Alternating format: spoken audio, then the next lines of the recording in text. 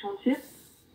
Donc à l'extérieur, il y a des tas de gravats, il y a des camions qui circulent tout autour de l'école, qui génèrent de la poussière, de la poussière pour la respiration des enfants et des agents qui travaillent dans l'école.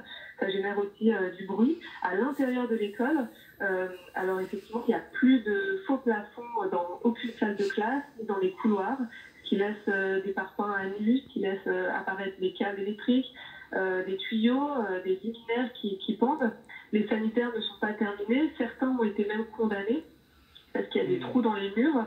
Donc en contexte de crise sanitaire, c'est assez problématique. Certaines fenêtres sont condamnées, notamment dans certaines salles de classe et dans les dortoirs. Et surtout la cour de récréation aussi n'est pas protégée. Et donc on a une vue absolue sur les chantiers.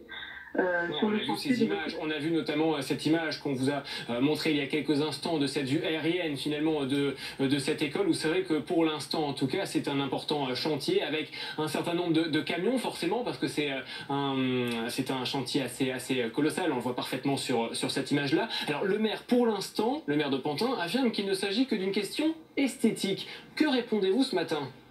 C'est ça. Alors, le maire certifie que c'est qu'une question d'esthétique. Le responsable du chantier nous dit qu'il n'y a pas de problème sanitaire, mais nous demandons en fait d'abord une meilleure reconnaissance de cet état par les maîtres d'œuvre, par le maire, par la mairie, et en fait on exige un calendrier des travaux pour avoir une meilleure coordination avec les parents et aussi avec les enseignants qui sont sur le terrain tous les jours. On exige aussi les différents rapports sanitaires pour savoir si véritablement, et si ça a été écrit, que le fait que l'école puisse réouvrir.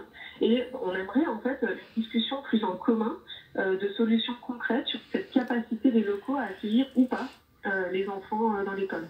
Merci beaucoup Rebecca pour votre témoignage. Donc vous êtes parent d'élèves du côté de l'école maternelle de Diderot à Pantin. N'hésitez pas à nous tenir au courant. Une réunion d'ailleurs a lieu en fin de journée. N'hésitez pas à nous dire donc la suite des événements donc du côté de Pantin ce matin. L'actualité apparaît.